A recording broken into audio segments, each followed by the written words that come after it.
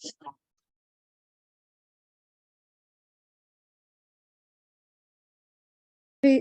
could we have the OA preamble? Overeat Anonymous is a fellowship of individuals who, through shared experience, strength and hope, are recovering from compulsive overeating. We welcome everyone who wants to stop eating compulsively. There are no dues or fees for members. We're self-supporting through our own contributions, neither soliciting nor accepting outside donations. OA is not affiliated with any public or private organisation, political movement, ideology, or religious doctrine. We take no position on outside issues. Our primary purpose is to abstain from compulsive eating and compulsive food behaviours and to carry the message of recovery through the 12 steps of OA to those who still suffer. How our meeting works. At this meeting, we follow a rotating format. On the second week of the month is a recovered OA speaker who will be speaking on the topic of their choosing. This evening, Rea will be speaking on my role in the play for 30 minutes. There will be a follow-up question and answer segment for 15 minutes where fellows are welcome to ask any questions of our speaker, which is related to the topic in question. This meeting will be recorded by audio only, and you will see a recording sign at the top of the screen. The Q&A section of our meeting is also recorded. Please post only in the chat function your questions for our host Georgina, and she will ask the question anonymously on your behalf. Please do not do this before the question and answer segment opens. Before we start the meeting, it's time for our seventh tradition. Although we meet electronically, we have Zoom meeting costs to pay, and we also give contributions to OA UK EB, which is our virtual intergroup. Please make a contribution using the PayPal link that will be entered in the chat now. Newcomers, we ask that you wait to contribute until you're sure you want to be here. As I mentioned, today is a speaker meeting, and we're honoured to have Rea join us today to speak about her role in the play. And so over to you, Rea. Thank you. I assume you've asked for time. Would you like some time reminders? Yeah, I did. I asked for 10, 10, and 5, so we're all good. Thank you. Okay, hi, good evening. I'm Rea. I'm a compulsive overeater and bulimic, and it is a straight up miracle that I am at this meeting tonight, because usually I turn into a pumpkin after 7 p.m. and here in Israel it is 9:30 p.m. and I'm coming off of the second day of a move. Yeah, I'm exhausted. But as I said before, when Brona asked me if I would speak, I first wrote no, and then I deleted it and I said, you know what, there's a reason that you're being asked to speak tonight.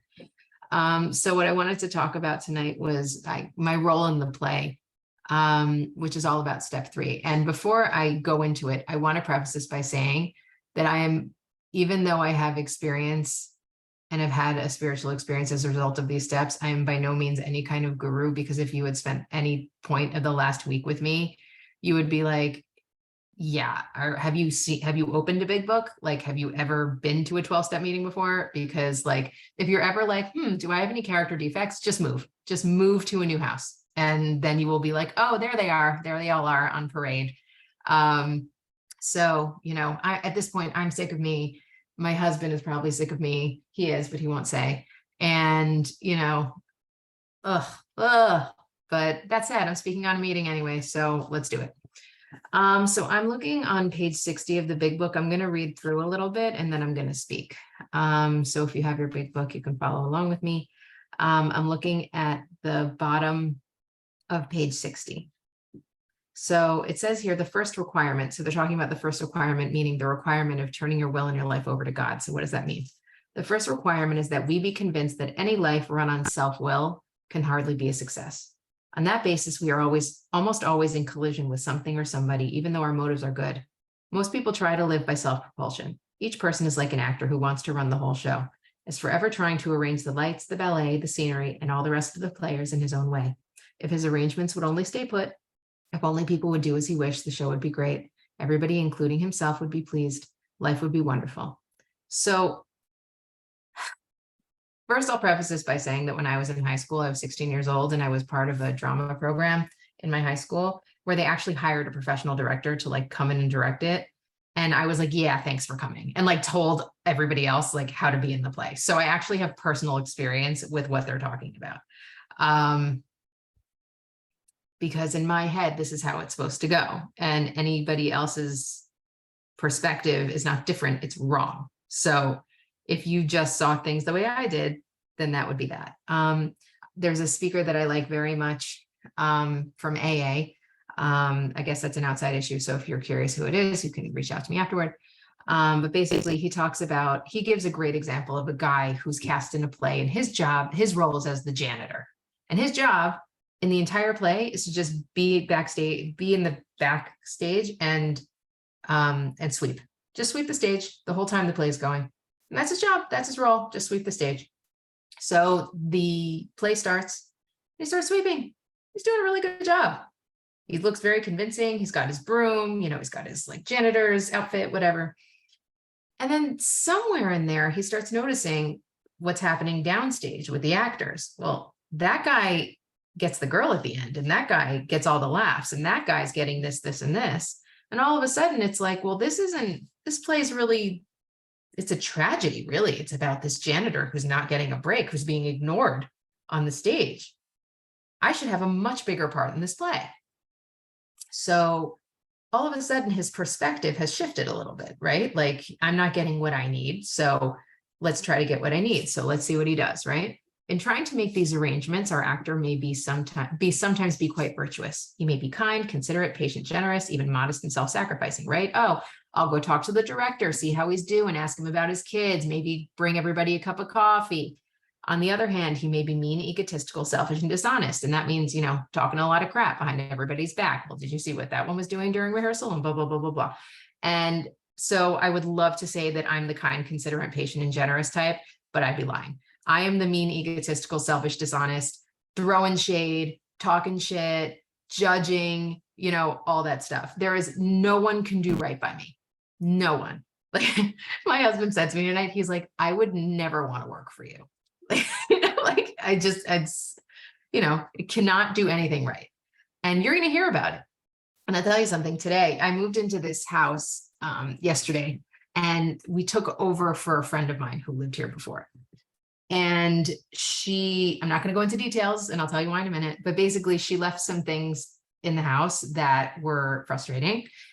And it was as if she had walked into the house and shot me, like the way that I responded to this, you know, like it was the world's biggest tragedy that this happened to me, that I had to, you know, clean whatever. And then I realized today the message I got was, I'm not going to not be frustrated about it. I'm not going to not be angry about it, but I'm not allowed to talk about it with other people. I'm not allowed to call other people and play this big victim game or this talking crap game where, oh, you will not believe what happened to me and you will not believe what she did. And I'm like, not even to people who are like, who know her. I mean, just in general, like even to my husband, I'm not supposed to complain about it. I'm supposed to just deal with it. And if I have a resentment about it, I talk to my sponsor, and she's the only one I'm supposed to talk to about it. Because really any of those actions that I'm taking, particularly the martyr and the victim and the judge, is me trying to change reality to be what I want it to be. I am not accepting the fact that this is the situation because she's gone. She's not here anymore. She left. I live in her house now. So if I'm angry about what happened, I'm basically just banging up against a situation that I don't want it to be. I'm trying to change the play. So let's keep going, right? But as with most humans, he is more likely to have varied traits. Well, what usually happens? The show doesn't come off very well. He begins to think life doesn't treat him right. He decides to exert himself more. He becomes on the next occasion still more demanding or gracious, as the case may be, or in my case, even more judgy and more bitchy and more snarky and, you know, jumping down my husband's throat. He said something to me today. It was something like, he asked me if he and I were going back to the old house to do something. He's like, did we bring water? And I was like, that is so passive aggressive. He's like, what do you mean it's passive aggressive? I'm like, you could have just said, can you bring water? But no, did we bring water? And like, this is what I'm talking about. It's like, there's no There's no room for error with other people. It's you are the problem here, not me. Get your shit together and, act the way I want you to, and then it'll be fine, right? So I'm going to yell at you, or I'm going to tell you what you did wrong so that you change so that I feel better, right? He becomes, on the next occasion, still the more demanding aggressive, right? Still the play does not suit him. Okay, this sentence, still the play does not suit him, in my opinion, is one of the two most important sentences in this book.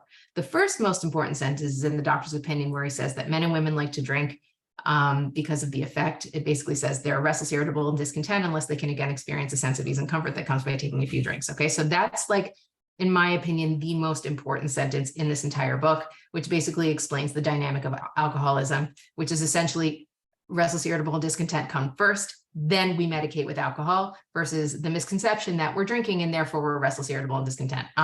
It's the opposite. Okay, so I'm just sharing that because I think it's an important baseline. So that's the first most important sentence in this book. The second most important sentence in this book is this one: still the play does not suit him.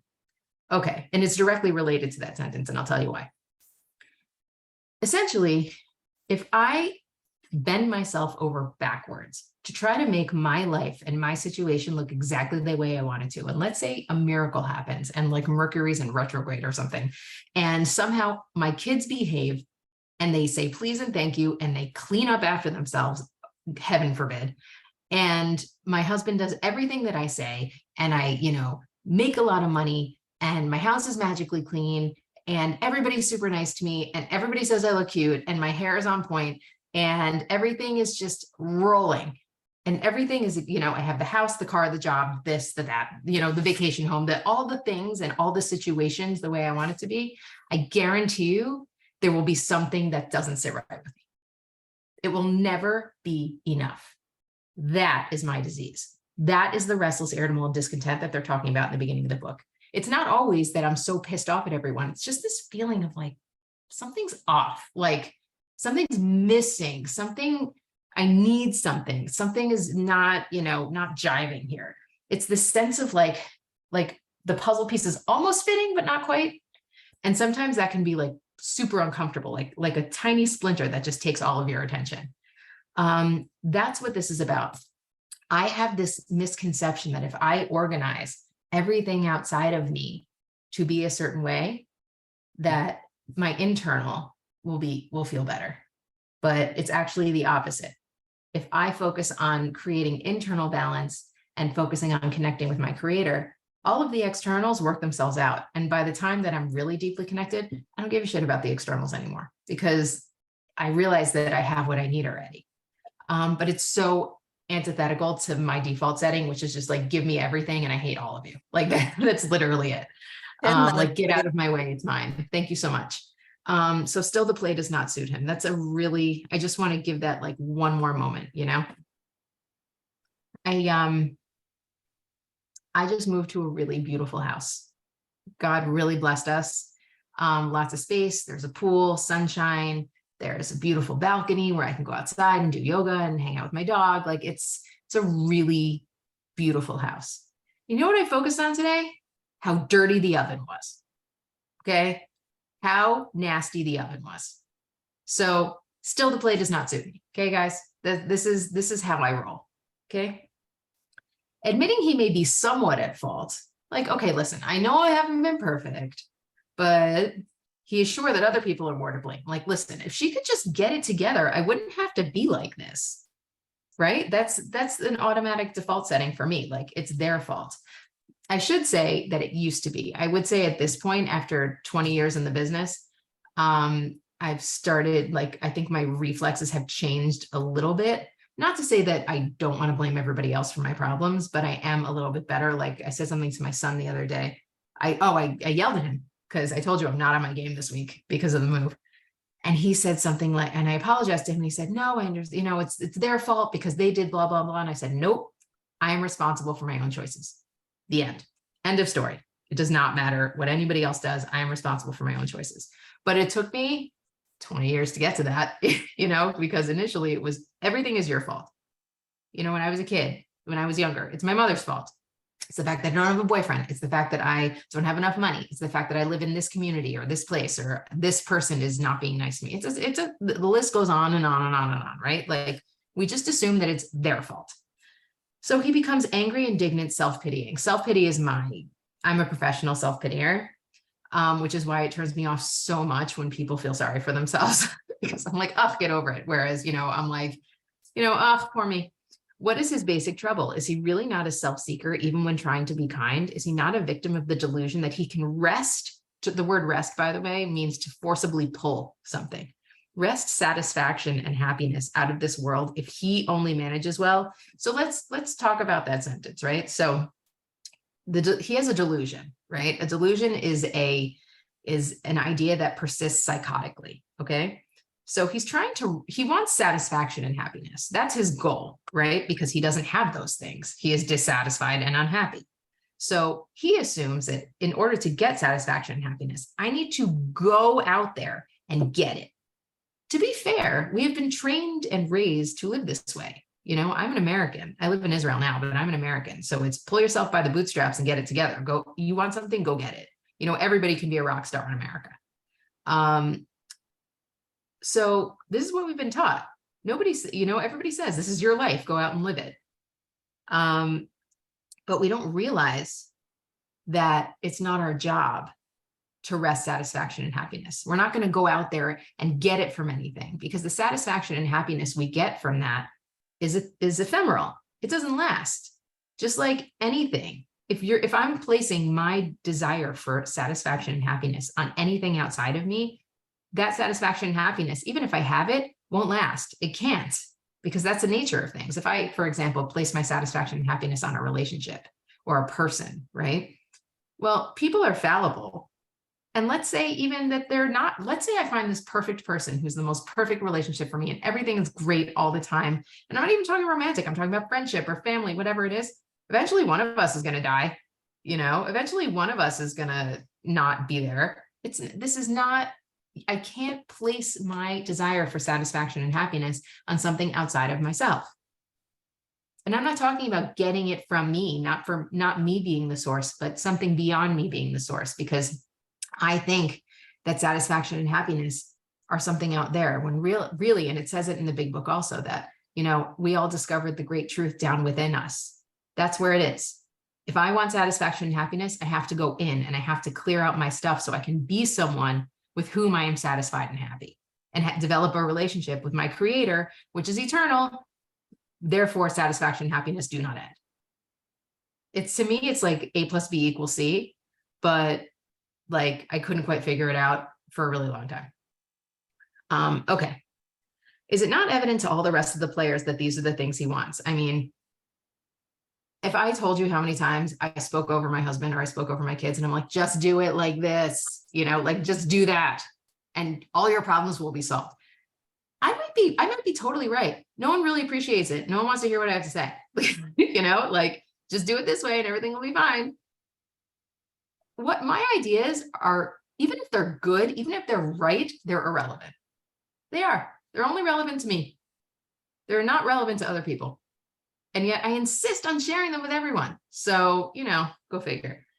And do not his actions make each of them wish to retaliate, snatching all they can get out of the show?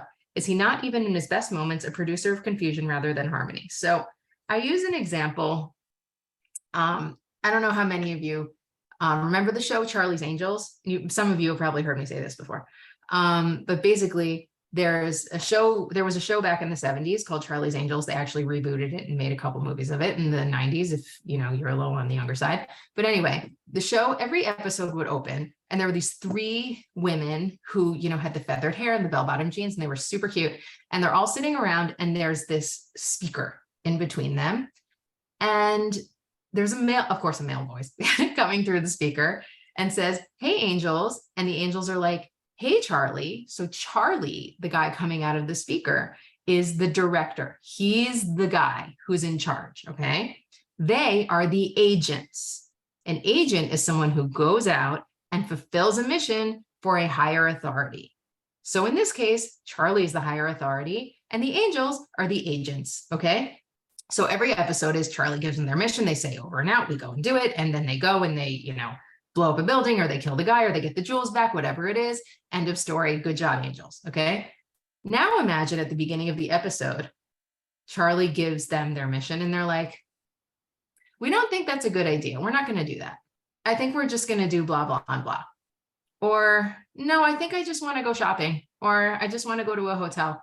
Or one angel says, no, I think we should go on this mission. And the other one says, no, I think we should go on this mission. Well, if they spend a half an hour arguing with each other over what the mission should be, the show's going to get canceled. Okay. Nothing's going to happen.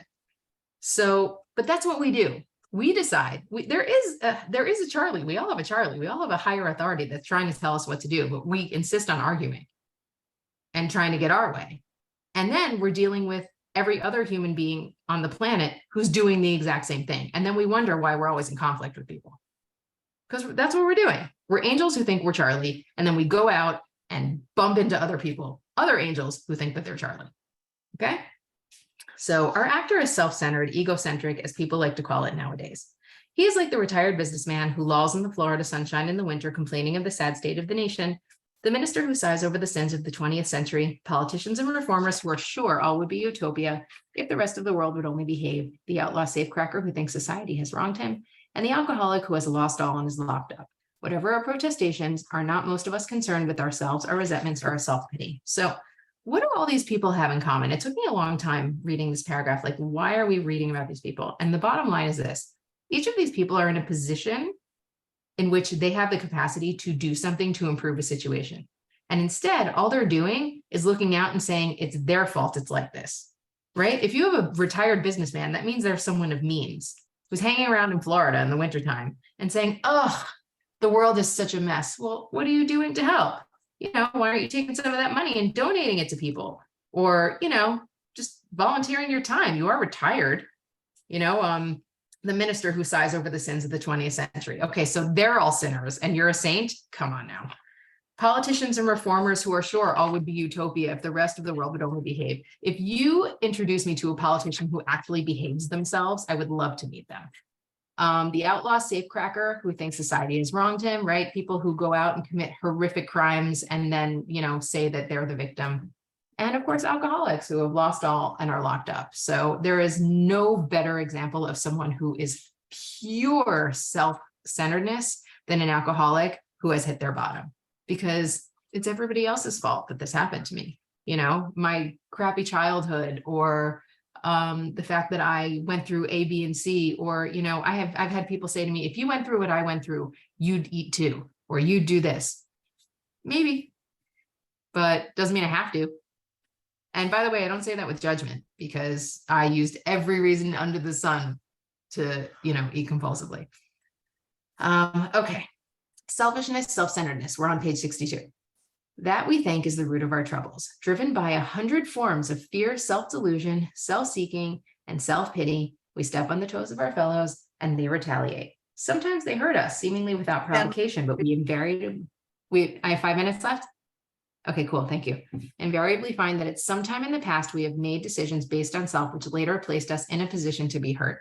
So this one's tricky, right? Because I work with sponsees all the time, and unfortunately, I'd say at least half, and I'm being conservative here, at least half, I'd say probably even more than that, have been victims of some kind of abuse, unfortunately.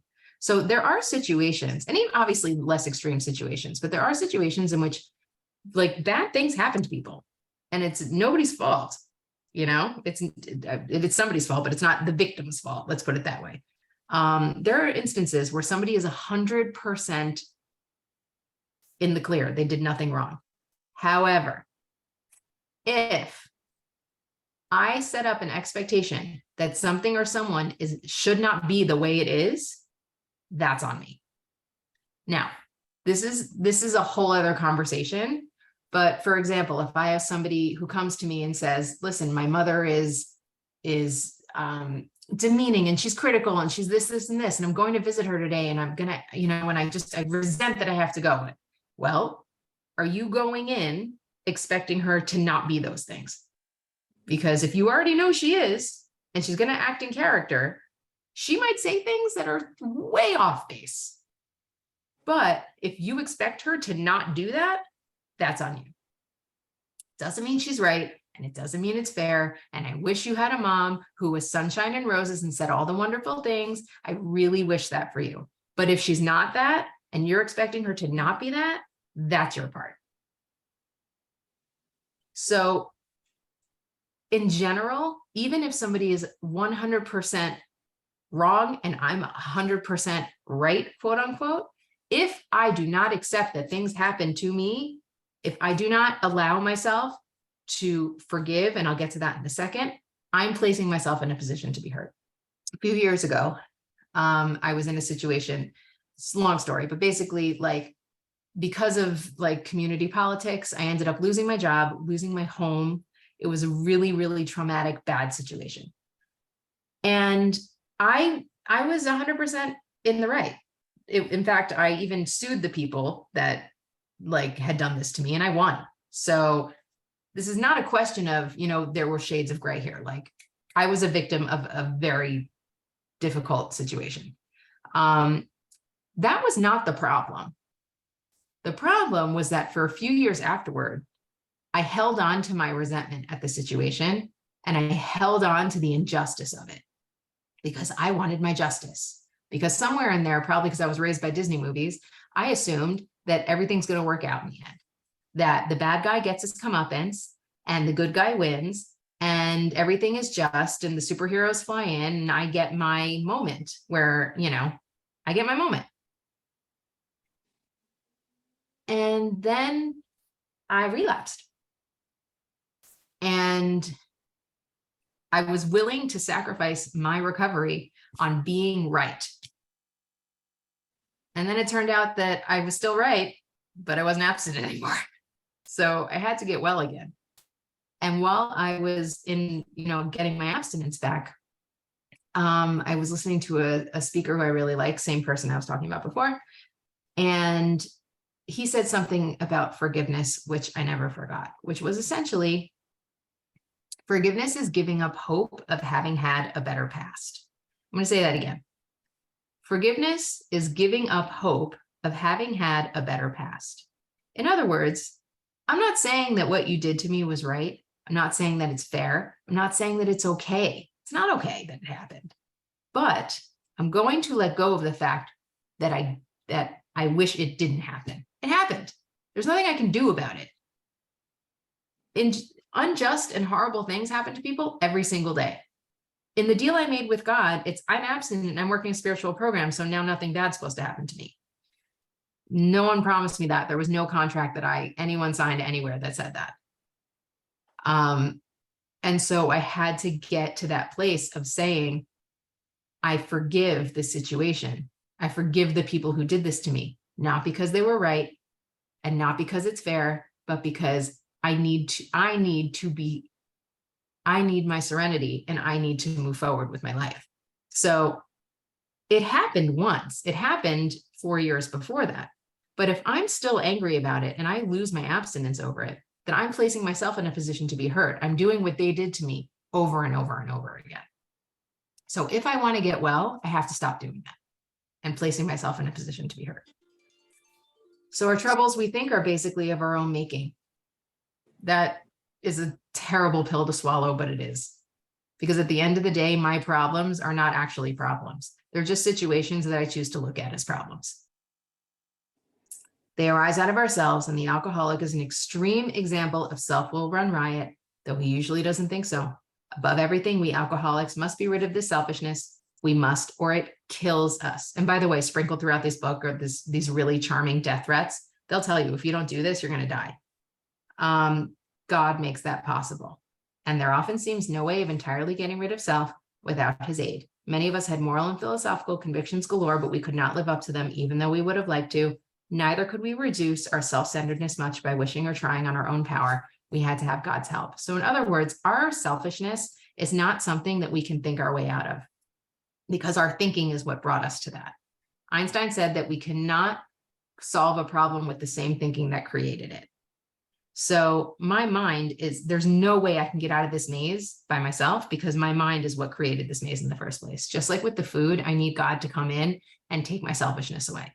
and take my fear and my resentment and self-pity and all those things away, because they are built, I've built them into myself and I cannot remove them myself. This is the how and why of it. First of all, we decided to quit playing God. It didn't work, right? I have to let go of my idea that this is how life's supposed to go, and this is how people are supposed to act, and this is what they're supposed to do if I want to be well. It has nothing to do with being right. I want to be well. It didn't work. Next, we decided that hereafter in this drama of life, God was going to be our director, right? God is my Charlie. I am the angel. He is Charlie, not the other way around. He is the principal. We are his agents. He is the father, and we are his children. Most good ideas are simple, and this concept was the keystone of the new and triumphant arch through which we pass to freedom. So in other words, I have basically fired myself as the director of my own life. I decided many years ago when my old sponsor recommended it to me, to fire the God of my childhood that scared me and to hire another one. And once I had a God that I could work with, then it was way easier to fire myself and just say, you take over. I've since developed a relationship with that higher power through working every day. Now, as I said, this week, I think I decided to tell God to piss off, and I just took over again, which is why, I just walked around like a ticking time bomb all week. But because I have meetings like this, and I have this book, and I have this program, I try not to stray too far off the path. And the truth of the matter is, like, I believe that nature is a self-correcting system, like Waze. And you know how, like, if you're using Waze or Google Maps or whatever, and you get off, they like reroute you back to your original route. So like, I kind of feel like it's like that. Like if I get off my path a little bit, I get a little nudge back to where I'm supposed to go, So I get uncomfortable enough that I'm finally like, oh my God, I'm sorry. I just took over again. Can you please just, because I'm so sick of myself, just do it. So I'm getting back there. But that's kind of how it works. So how much time do I have left? Didn't realize. I thought you heard me. That was time up. That was time. Okay, cool. Yeah, I was going to remind you again. I wasn't sure, Rea, if you heard me. Yeah. Sorry. Oh, good.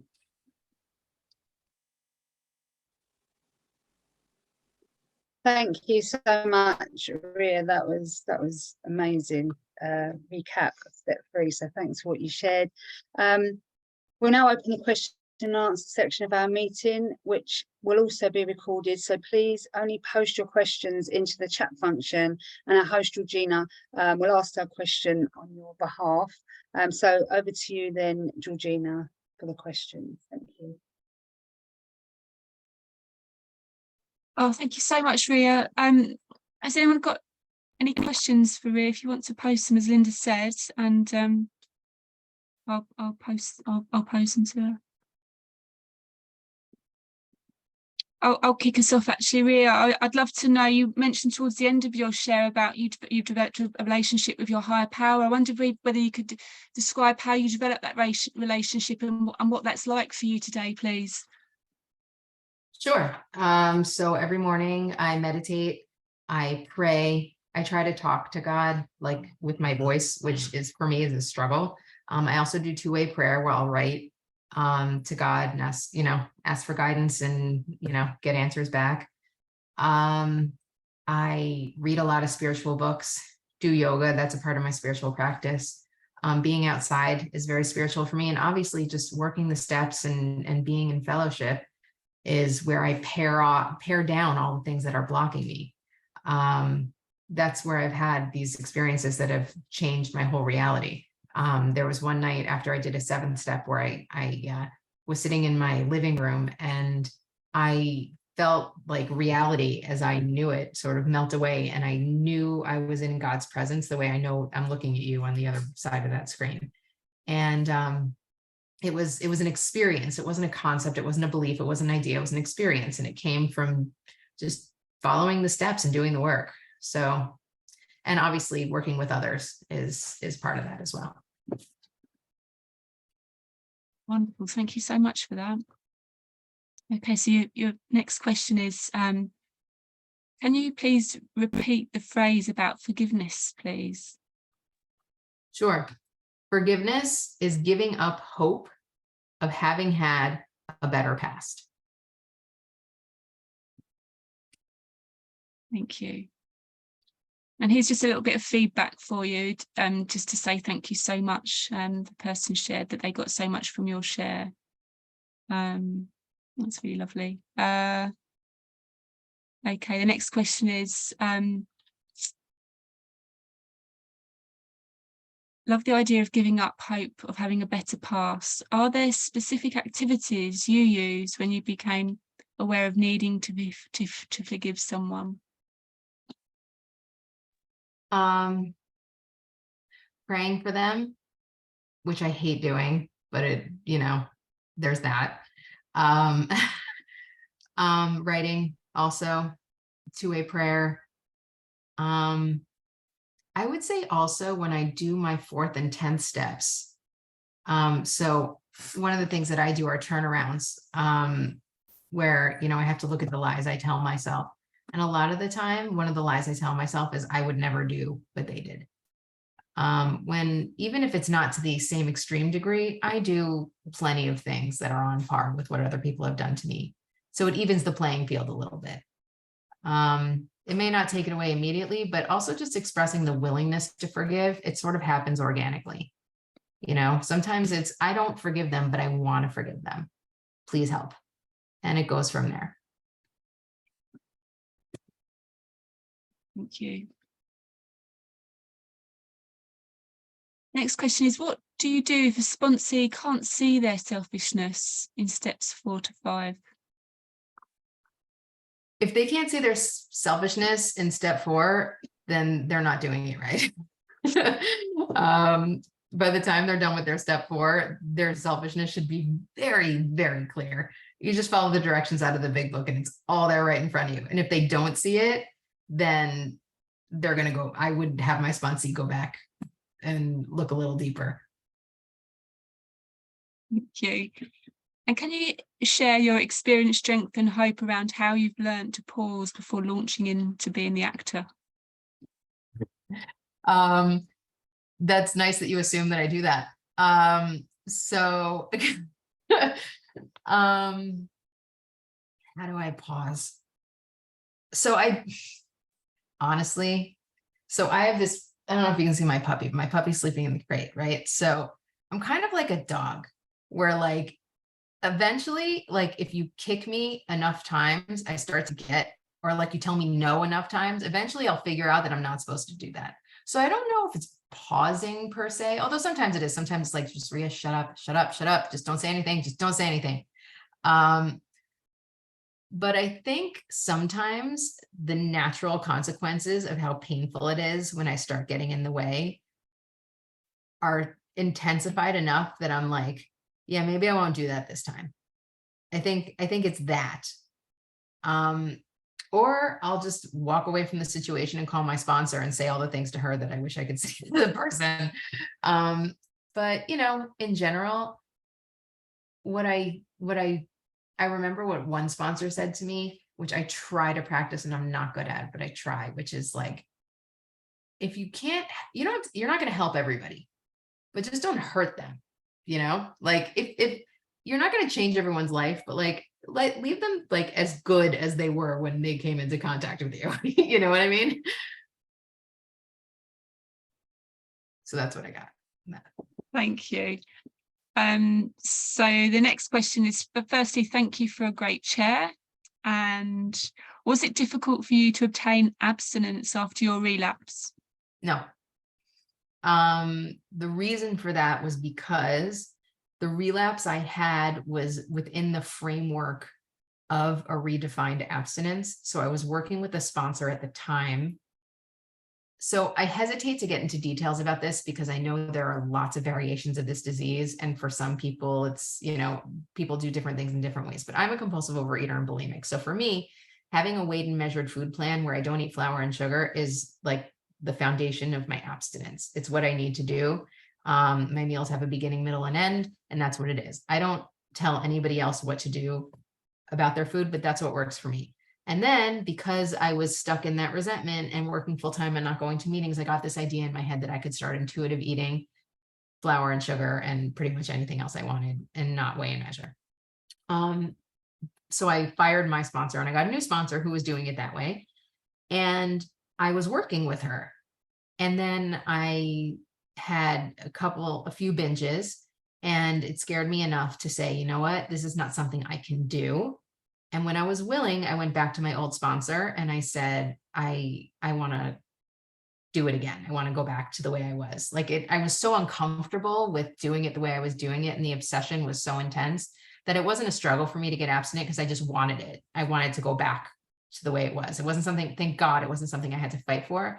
Because even though it was a relapse, because I binged, I wasn't leaving, and I wasn't not abstinent, because it was my abstinence as it was defined at the time.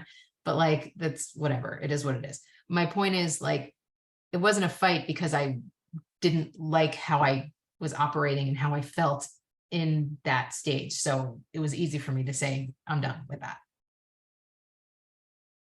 Right, thank you. Next question is around forgiveness again. Other than prayer, how do you forgive? How do you forgive?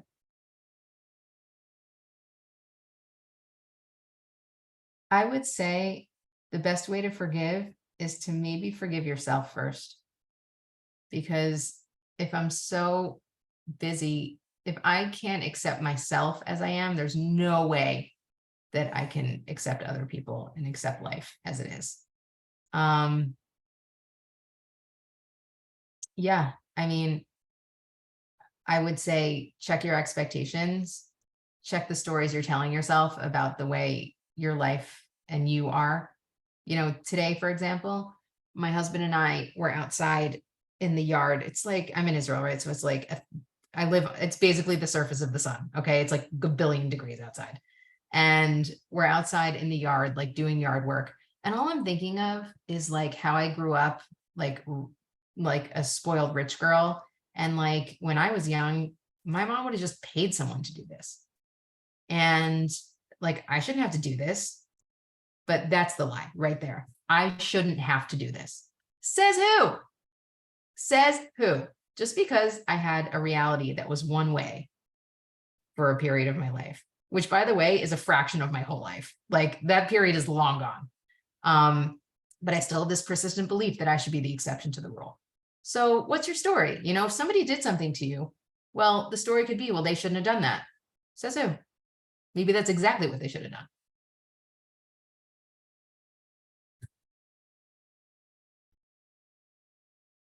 Thank you. Some more feedback here. Thank you so much for your honesty and share. I got so much out of this, so much value. Wow. Next question. Curious about your relationship with your husband now and then, if that's not too personal. My husband's in the room, so I'm not gonna lie, I guess. Our relationship is real. Let's put it that way. You know, our relationship is real. And today, you know, we were, as I said, I was nitpicking at him about that whole we statement and passive aggressive thing.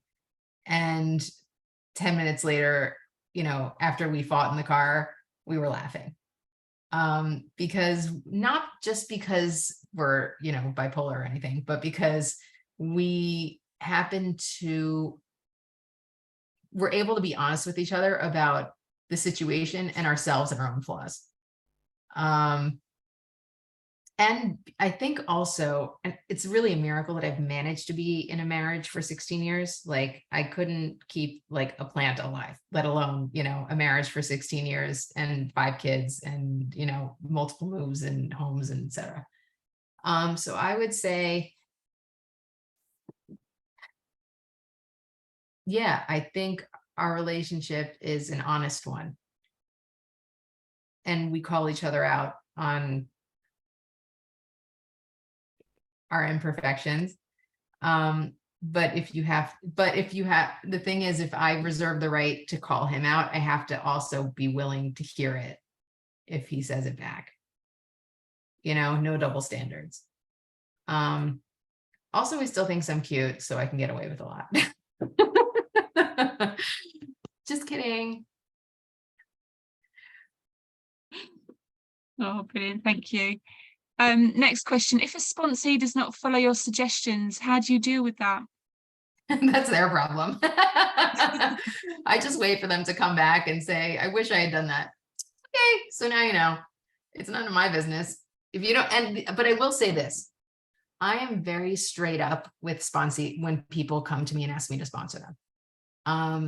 I only help people through the 12 steps. I don't help people with food and trying to get abstinent. Number one, because I'm not a professional. And number two, because my focus is really on step work. So when people come to me, they already know that what the focus is going to be. And they also know, like, I'm no bullshit. Like, you know, you don't ask someone like me to sponsor you unless you know what you're in for. That said, I don't tell people what to do.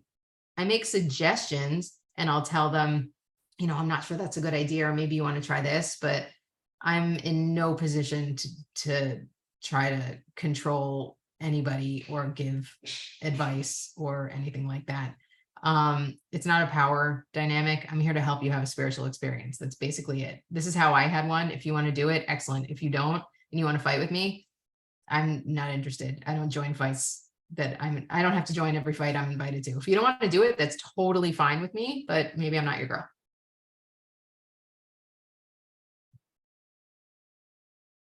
Okay, thank you.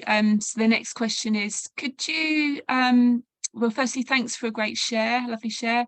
How do we learn how to distinguish between our desire to run the show and the deep truth within us? You'll feel it. If you feel uncomfortable or stressed or anxiety or like you're forcing things, that's your will. When it feels quiet and still and it's just happening and it's sort of out of your hands, that's how you know. You can also know, there's a quote by Anne Lamott that I really like, that's one of my favorites, where she says, you can tell you're creating God in your own image when God hates all the same people you do. So, you know, that's basically what I'll say. You know, if you think that, you know, all the people that you hate or the people that you resent is because of, you know, and God really feels that way too, or, you know, life should be this way because you feel it's this way, you're probably operating on your own steam. Thank you. So we've got time for a couple more questions if anyone would like to post them. Some more feedback for you here, Rea. Thank you so much for a great and real share on one of the most important bits of the book for me. Okay, next question. Rea, how has your life transformed as a result of working the steps?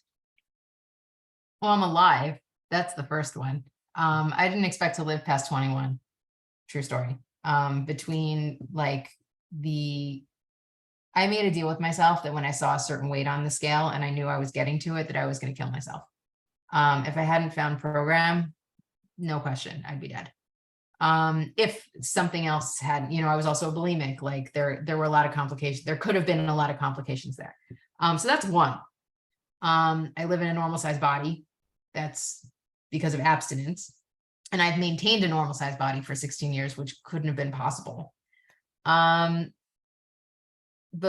aside from the like externals, you know, being married, being a mom, and like humbly with God's help, a good present mom, and a professional and all those things, I think the fact that like I can access like a peace in myself that I was looking for my whole life. And I have a way of living now that doesn't require me to make myself nuts all the time and, you know, make my life and myself untenable.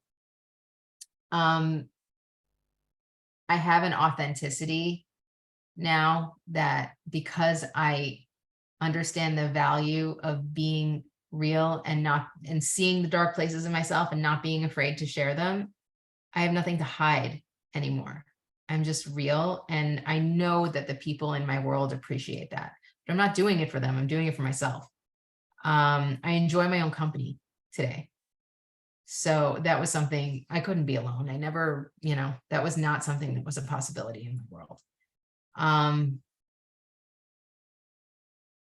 yeah, I have a quiet life. All the things I thought I wanted, the ones that were the best ones were the ones I got, and the stupid ones that I was told to want, I have no interest in anymore. I genuinely, yeah, like 99% don't care what other people think of me. And all the stories I told myself about having to have more, be more, do more. I got off social media like a year and a half, like almost 2 years ago, and I've never been happier. Like, I thought I was supposed to be like a movie star in the middle of, everybody's attention and everybody looking at me and having all this stuff. You can keep it, just keep it. I have a good friend. She's actually one of my clients, and I'm ghostwriting a book for her. She has a show on Netflix, and I'm watching her go all over the world, seeing all these people. Everyone's writing about her. She's in the newspapers, and newspapers. Wow, what are we in, like 93? On the internet, on the World Wide Web. Yeah, she, she's everywhere. And all I could think of is, I'm so happy that's for you. That's like how I feel when I see other people with like babies. I'm like, I'm so happy you have a baby, like it's the same thing. Like I'll hold your baby, but I want you to take the baby back. Okay. It's the same thing. Like I have this peace and wholeness that's worth more than any of that. I don't have to chase anything, Thank you, Rea. And so some more feedback here. Thank you for a great share, honesty, wisdom, and humour. Got so much from tonight. Somebody's also asking you to share your contact details. Sure. I'll put them in the chat. Is that okay? Yeah, wonderful. Thank you. Okay. And last question.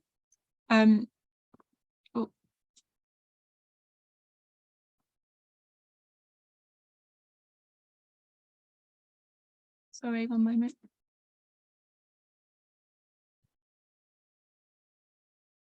How do you use the tool of writing?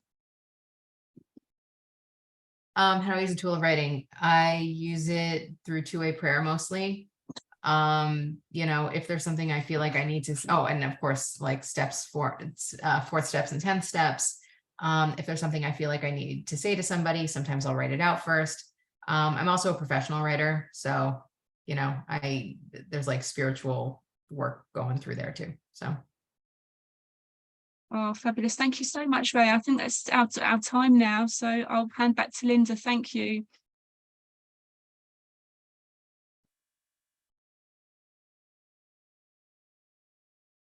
Sorry, chatting away there. I'm muted. Thank you, Georgina. Thank you, Rea. Sharing time has now come to an end. And so we've opened the chat for you to share numbers for outreach. For those who would like to, please share your name and numbers. Please could all available absent sponsors indicate if you're available to sponsor. For newcomers, we have a newcomer hub where our newcomer greeters, Cara and Claire, will be very happy to have a more informal chat and answer any questions. If there are any newcomers who'd like to stay behind at the end of the meeting, please raise your electronic hand now and we'll invite you to a breakout room where Claire and Cara will be able to help. This group also has a WhatsApp group for fellowship and inspiration. Please see the chat box for the link. You can contact myself or Georgina or any one of the service hosts who will happily share the link with you. We'll close the meeting in the same way we always close the New Freedom Big Book study by reading the 12 promises of recovery as laid out in the Big Book of Alcoholics Anonymous. They're on page 83, starting with a paragraph, if we are painstaking, and they end with if we work for them. Rea, would you be willing to read the promises for us this evening? Sure, if you guys want to hear my voice again, unless you're tired of me at this point. Okay, the promises. If we are painstaking about this phase of our development, we will be amazed before we are halfway through. We are going to know a new freedom and a new happiness. We will not regret the past nor wish to shut the door on it. We will comprehend the word serenity and we will know peace. No matter how far down the scale we have gone, we will see how our experience can benefit others. The feeling of uselessness and self-pity will disappear. We will lose interest in selfish things and gain interest in our fellows. Self-seeking will slip away. Our whole attitude and outlook upon life will change. Fear of people and of economic insecurity will leave us. We will intuitively know how to handle situations which used to baffle us. We will suddenly realize that God is doing for us what we could not do for ourselves. Are these extravagant promises? We think not. They are being fulfilled among us, sometimes quickly, sometimes slowly. They will always materialize if we work for them. Thank you. And thank you for joining us today. Our meetings are reoccurring on a weekly basis. Our next meeting is scheduled for Wednesday next week at 7:30. May your higher power bless you and keep you until then. We'll stop the recording here, please, Georgina.